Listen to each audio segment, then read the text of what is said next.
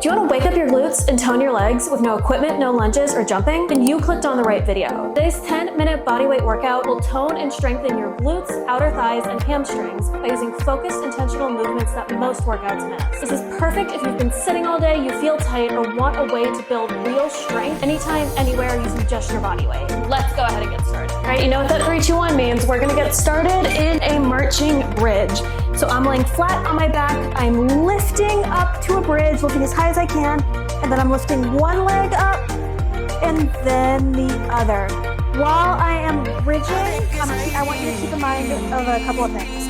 First, keep your weight in the ball of your big toe and your heel. Second, as you get into this marching position, make sure you're keeping your hips in a straight line. So I'm not trying to rotate off to one side, I'm fighting really hard to keep these hips in a straight line. Now while I'm marching, I'm also trying to keep this leg at about a 90-degree angle as I come up. Go one more. All right, let's get that marching. All right, next we're going to do a donkey. Okay. The last 15 seconds we're going to pulse. All right, on my mat, legs are at a 90-degree angle. I'm going to stick my left leg up and imagine I'm poking a hole in the ceiling with my heel. And then I'm going to come back down. I'm going to poke a hole in the ceiling, hold for a split second, and come back down. Now while I'm doing this, I'm also fighting to keep those hips in a straight line. I'm making sure my legs are at a 90-degree angle, my spine is in neutral, so it's neither rounded nor arched. You could draw a straight line between my head and my tailbone, and now we're in these last 15 seconds, we're gonna pulse. So as we're pulsing, we're moving through that top quarter of the range of motion, and what we're really trying to do here is maximize that time under tension so we can build muscle really intentionally even though we have no weight. All right, now we're gonna do that on the opposite side, and we're also gonna do those pulses for the last 15 seconds. So, shoulders and arm are in a line, my legs are at 90 degrees. I'm going to stick that right leg up towards the ceiling. Imagine I'm poking a hole in that ceiling. Now I wanna make sure here too, I'm also moving at the same pace on the way up and the way down. A lot of times when I see people do this, they throw their leg. And when you're doing this, you're not moving with the tension and the focus you need to build that muscle anytime, anywhere. You need to go slow and controlled. It's going to take about 4 seconds per rep. All right, now we're going to pulse. Going to that top quarter of that range of motion, we're keeping those hips in a straight line, and we're not going to let ourselves cheat and put our leg down for these last 5 seconds. You can do it. You're strong. All right, next we're gonna stay in that all fours position and we're gonna do a hamstring curl. So, same position we were before, except now we're gonna take that leg out straight, and we're also gonna pulse for those last 15 seconds. We're gonna extend, and then we're gonna curl our heel to 90 and back. Lower, extend, curl to 90, release, and come back down. Extend, curl, hold, and come back down. So our hamstring is a muscle that connects our glute to the back of our knee.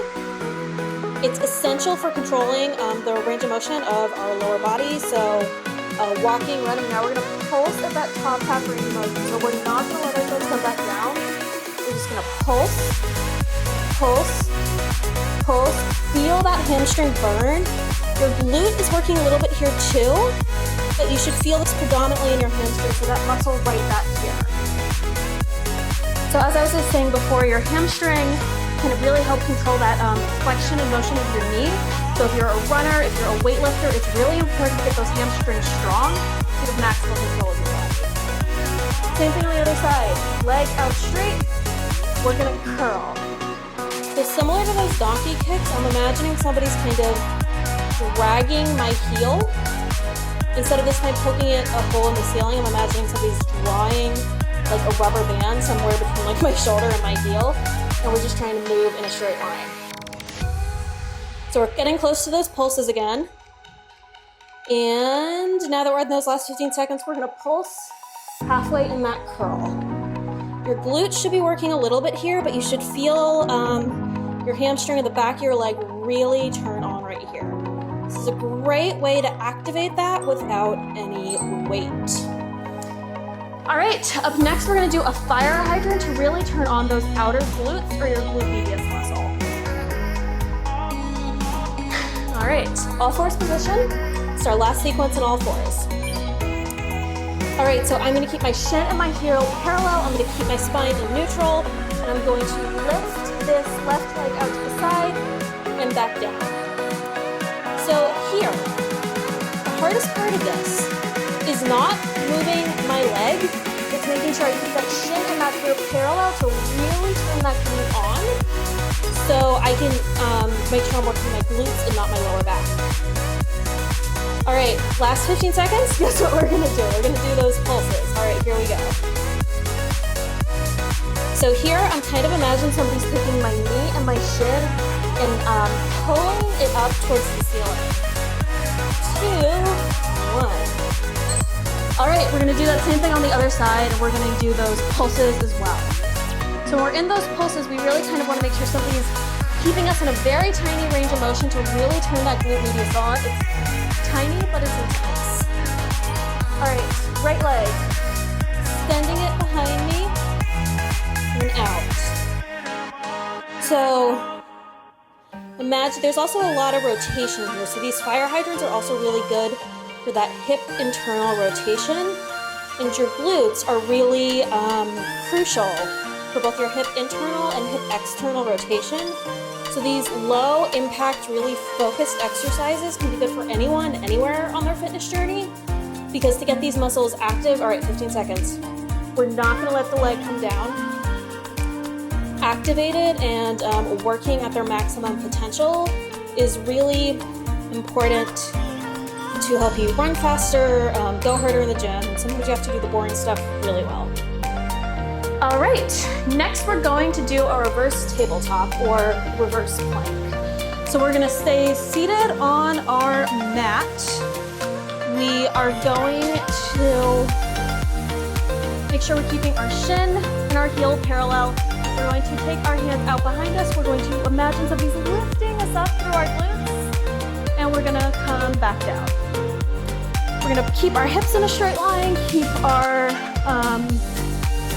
shin and heel parallel, and we're gonna come back down. We're gonna tuck that pelvis under to really activate this core here today. So if you want to, that's the reverse tabletop. If you want to do the more advanced version, which is the reverse plank, you're gonna do this with your legs extended. So I'm gonna push up, I'm gonna hold, and I'm gonna come back down. So I think this is a great move to target our back, our hamstrings, our glutes, and our shoulders all at once. All right, for the last portion of this routine, we're going to lay on our mat and we're going to start with a swimmer. So, laying flat on our mat, we're keeping our hips in a straight line and we're going to extend opposite arm and opposite leg. If you want the easiest version of this, you should just keep everything on the ground. If you want to make it a little bit harder, keep everything hovering off ever so slightly. This is a great way to work our back, our glutes, our hamstrings, work on that core stability, and glute activation as well. While I'm doing this, I want to make sure I'm driving my shoulder blades down my back. I'm not letting them punch up towards my ears. And I also want to make sure I'm keeping those hips in a straight line and not letting one glute work harder than the other. When that happens, that can lead to muscle imbalances, injuries, and all other things. All right. We're now on our last exercise, which is going to be a frogger. We're going to lie back down on our stomach, and we're going to keep our legs in a position like this where the insides of our feet are touching and our knees are pointed out. So, and then we're going to lift up and back down. Lift up, we're going to hold for a split second and come back down. Lift up, hold, and come back down. So this does not look like the largest range of motion, but those outer glute muscles that we talked about earlier with the fire hydrants are really working hard right now. I can feel them shaking as I am doing this. And that glute maximus muscle, your center glute muscle, is also working hard to keep those hips in a straight line. It's yes, you have to again here. No cheating on these last 3 seconds. All right, that was it. That was a 10-minute glutes, hamstrings, and outer thighs routine to help tone and strengthen your legs without any equipment or any jumping. If you enjoyed this video and you want to see more like it, please remember to like, comment, and subscribe. That's one of the most important things you can do for the algorithm, and that's one of the most important things you can do to help a small channel like this one grow. Want another video that's similar to this, I'd recommend checking out this one, and if you want a great lower body stretch to do afterwards, I'd recommend checking out this one. Thank you so much for your time. Thank you so much for working out with me, and I'll see you next week.